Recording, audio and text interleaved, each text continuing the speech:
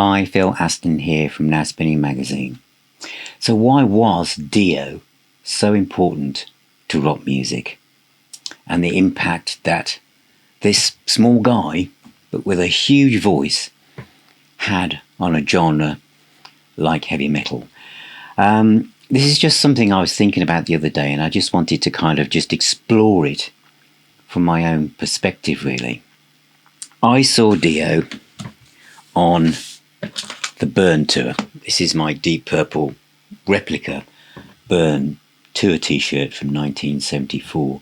The support band was Elf, and they were promoting this album. Carolina County Ball was the album they were promoting, and it's the first gig I'd ever been to.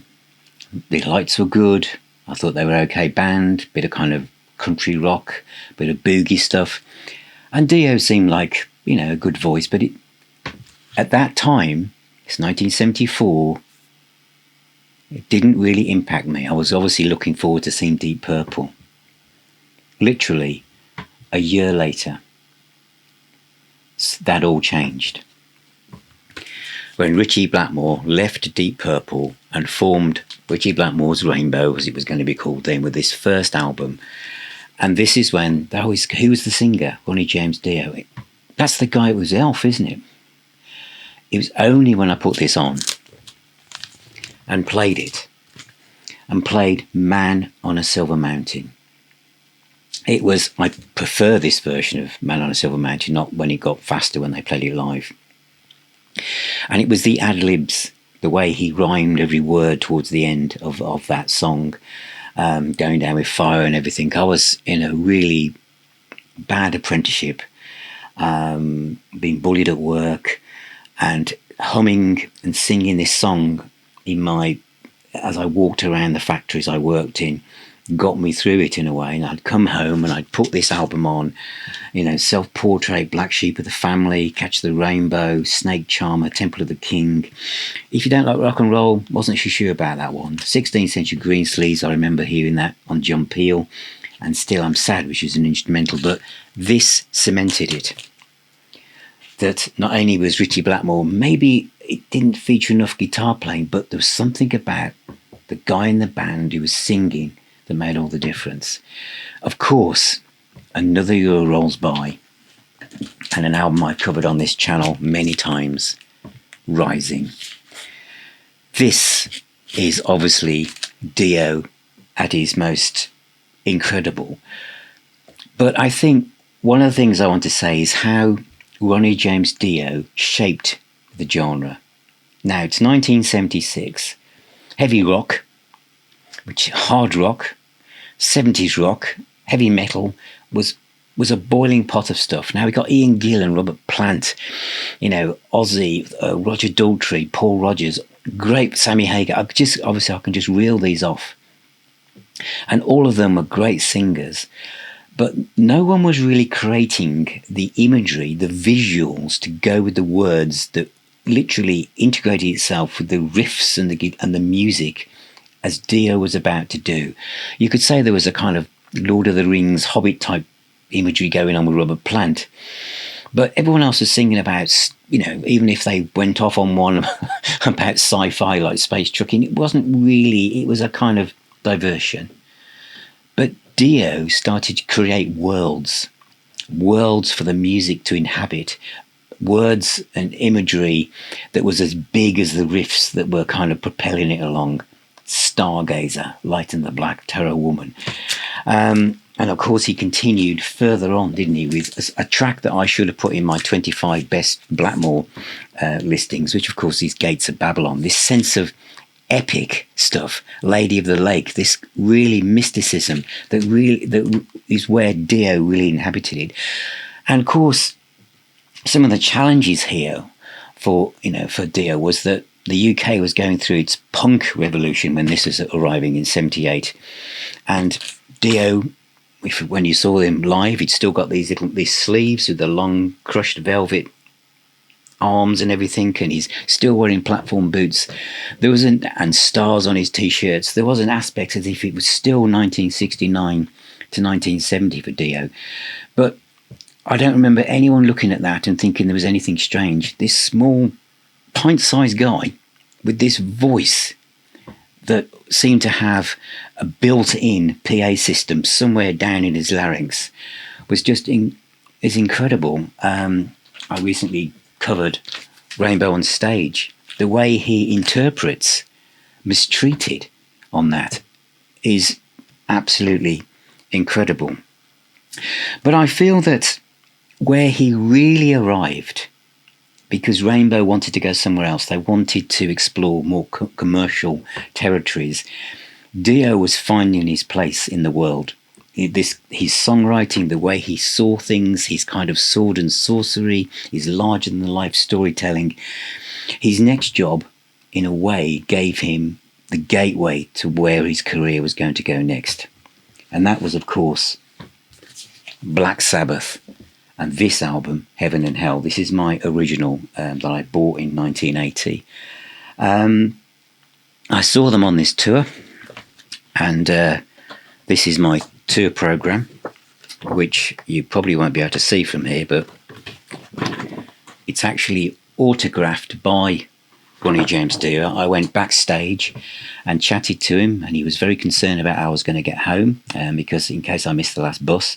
He was a really friendly, lovely guy. I was so humbled, and I found it quite easy to talk to as well. You know, the whole band autographed my program, but Dio was the friendliest of them all. He genuinely seemed to be bothered. And, of course, this album had Children of the Sea and Heaven and Hell.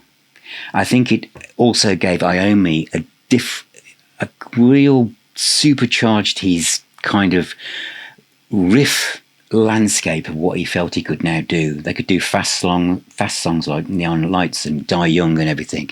But it was Heaven and Hell where I think he really came into his own. What also did Dio bring to this genre of music? Now, it's interesting how the horns are perceived, and I'm not going to say who's right or wrong. All I can say is how I perceived it in 1980. I'd seen Black Sabbath several times, and Ozzy always was doing these peace signs, you know, as he kind of got the crowd going. And that was part of Ozzy's image. It was part of his stage presence and charisma. Obviously, I mean, more than you could realise from the first of Volume 4 by Black Sabbath, Ozzy did that all the time. And it was just part of it. And there was a lot of people were so passionate for Ozzy. There was so much on Ozzy's side that this was a tough time for Sabbath. You may not know that if you weren't there. So Dio came on and did this. Now, a lot of people over the years have said what it means, but for me, it was as simple as this. He couldn't do that, so he came up with that. And it was an alternative while still keeping within the kind of like mysticism of Black Sabbath. The tour was a great success. His stature as a singer now was absolute. From Rainbow Rising, remember this is still selling, it's still gaining ground, and Heaven and Hell is out as well. The storytelling, continues. Mob Rules is next. This also has some fantastic songs on the site of the sign of the Southern Cross, Falling Off the Edge of the World, Voodoo.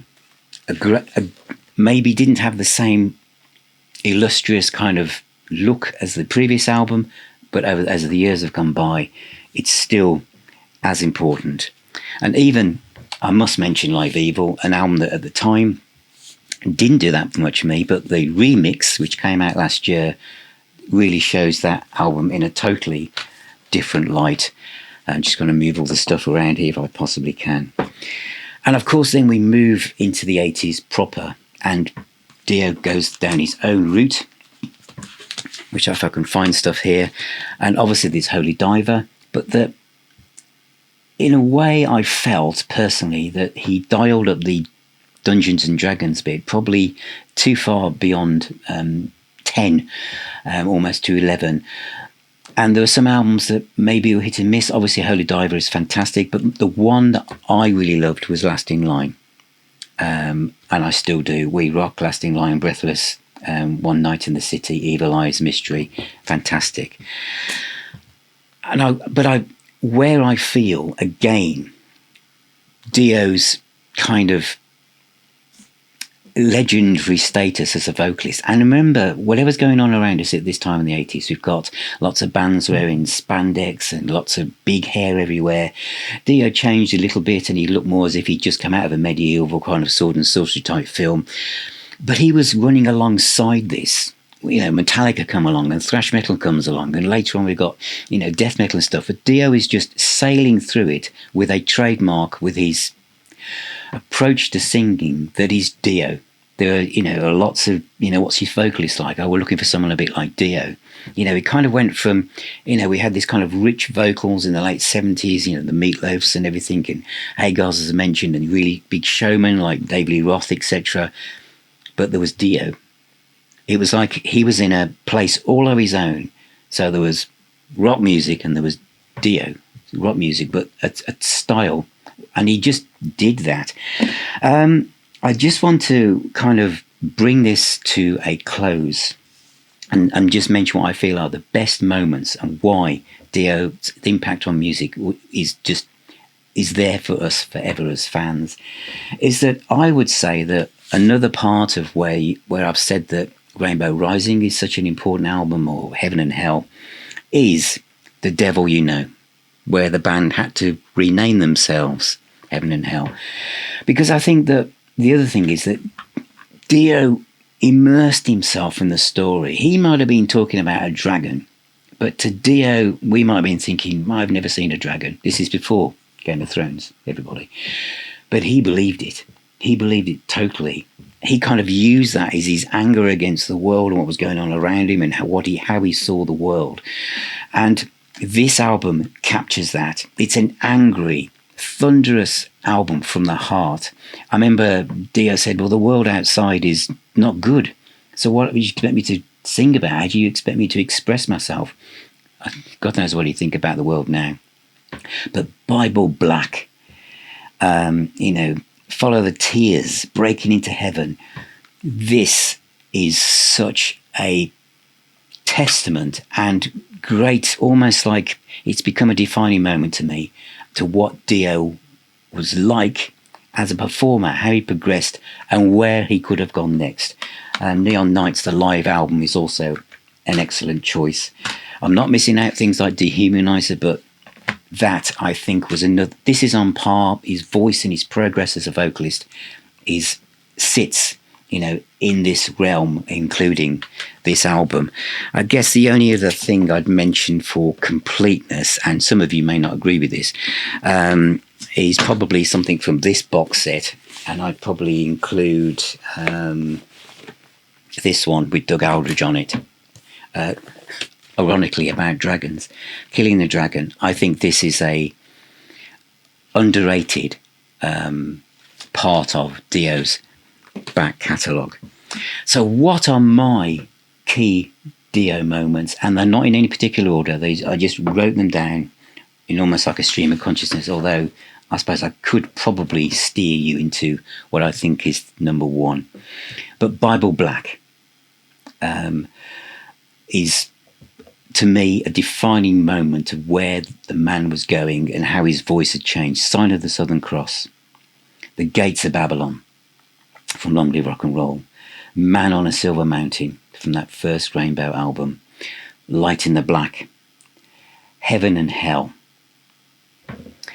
Lasting Line, and of course, to me, the song that really defines Dio, and I think it always will for me, is Stargazer from Rainbow Rising. Everything about that, the delivery, the atmosphere, how he built that, you can imagine him sitting down with Rich and saying, look, what we're going to do is, and how it came together, the imagination.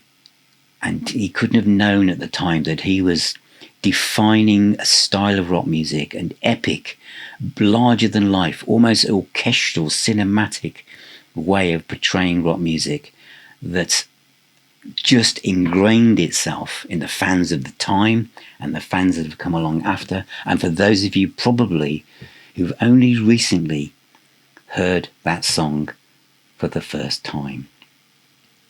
So that to me is Dio and why he is so important and the impact he's had on rock music or heavy metal over the years.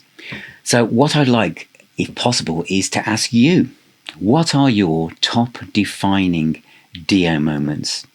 Pick 5 or 10 tracks and put them down in the comments. It'd be great to see what tracks you come up with. And if you want to put anything else about what you feel, what Dio has meant to you, his voice and his lasting legacy, that would be great as well. So thank you very much for watching. Thank you for being here. Remember, music is the healer and the doctor.